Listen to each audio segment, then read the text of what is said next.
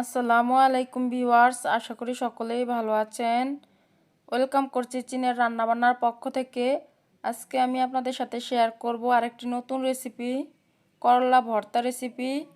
আপনারা যারা করলা তিতা বলে খেতে চান না, তারা এই ভর্তাটি আমার মতো করে বানিয়ে খেয়ে দেখতে পারেন।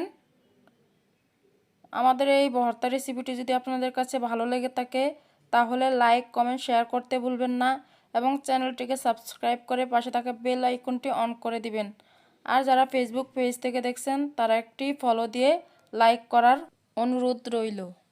এখন কথা না বাড়িয়ে চলুন দেখে না যাক রেসিপিটি।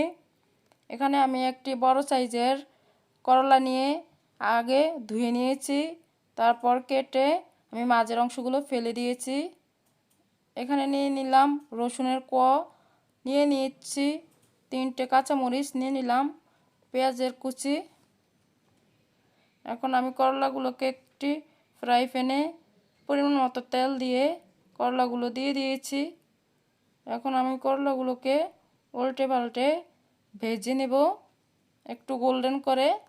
দেখতেই পাচ্ছেন এই পর্যায়ে আমার করলাগুলো ভাজা হয়ে গিয়েছে।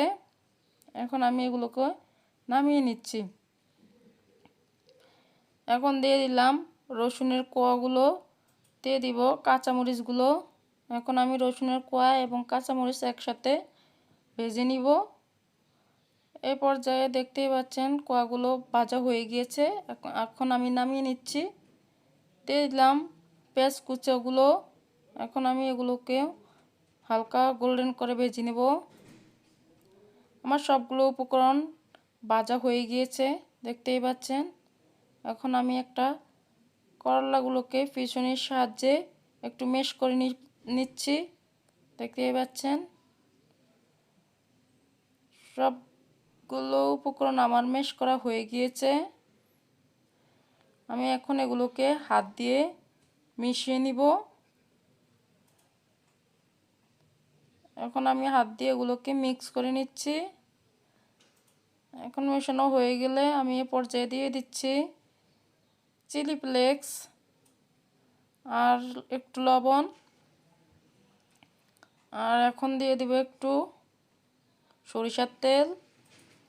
এখন আমি সবগুলো উপকরণ হাত দিয়ে ভালোভাবে মিক্স করে নিচ্ছি।